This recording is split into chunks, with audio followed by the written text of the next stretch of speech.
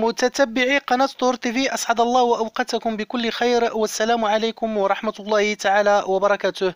موضوع حلقتنا اليوم سنتكلم فيه عن الكيفية والإجراءات التي يمكن اتخاذها لإنجاح مشروع تربية الدواجن، سواء كان الهدف من المشروع إنتاج البيض أو اللحم. إن مشروع تربية الدواجن من المشاريع المربحة نظرا للطلب المستمر على منتجاته المتنوعة، كما تكمن أهميته في قلة سعره بالنسبة للحوم الحمراء.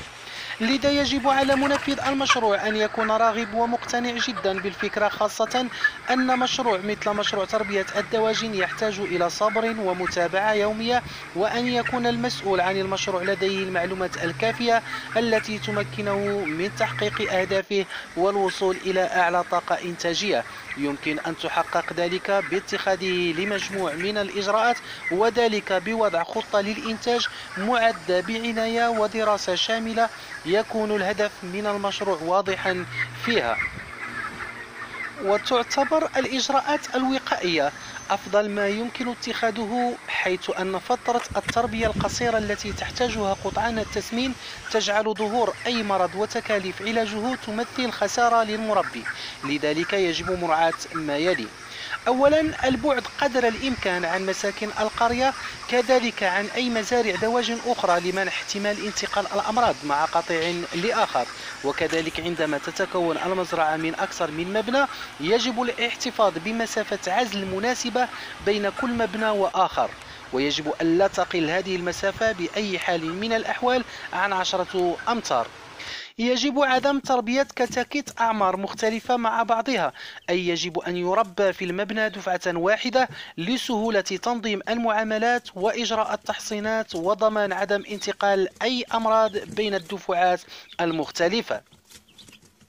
ثم الإقلال قدر الإمكان من تواجد غير القائمين بالعمل داخل المبنى، وعند تواجد أكثر من مبنى بالمزرعة يخصص لكل مبنى عامل حتى لا ينقل الأمراض بين الدفعات المختلفة.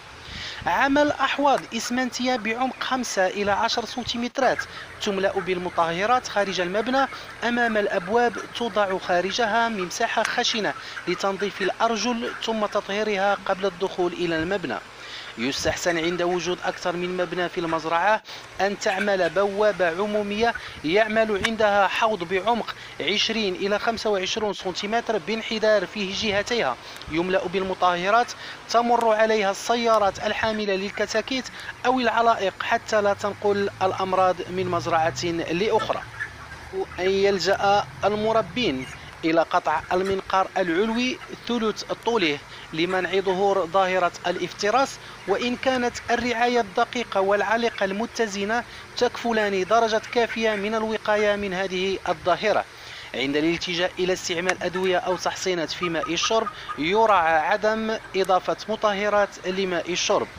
لا ننسى أن نذكركم أن النظافة من أهم الأشياء الواجب اتباعها، وذلك بتخصيص يوم محدد لعمل نظافة شاملة للعنبر.